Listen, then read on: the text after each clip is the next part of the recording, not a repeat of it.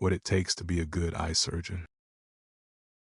Losing youth to books, sleepless nights, endless duties, exams and uncertainties. It takes 1. Heart of a lion, 2. Eyes of a hawk, 3. Hands like a lady.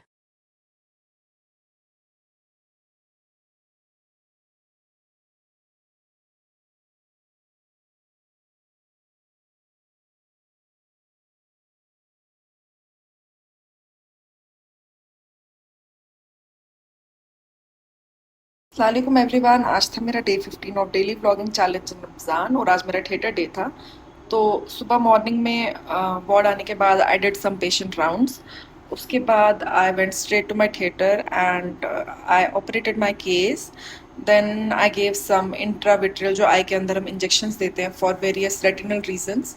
तो आज मैं एक coat पढ़ रही थी, उसमें ये था कि a surgeon must have heart of a lion, eyes of an eagle and hands like a ladies hand.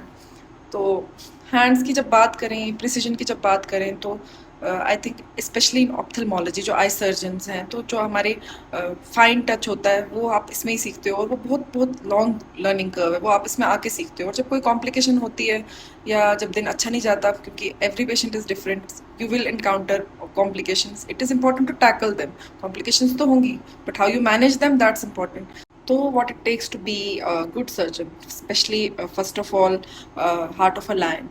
तो सबसे पहले तो आप डबल एज स्वॉर्ड है कि मतलब अगर चीज़ें आपके फेवर में जाएंगी, क्विक फिक्स होगा, तो इंस्टेंट ग्रेटिफिकेशन जो है वो सर्जिकल ब्रांच के बिना आपको कहीं और नहीं मिलेगी।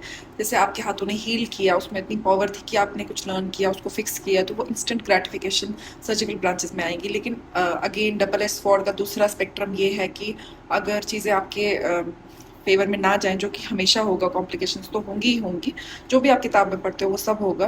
तो उसके बाद फिर आप गिल्ट ट्रिप में भी जा सकते हो, वो डीमोटिवेट भी हो सकते हो, तो वो इसका दूसरा ड्रॉबैक है।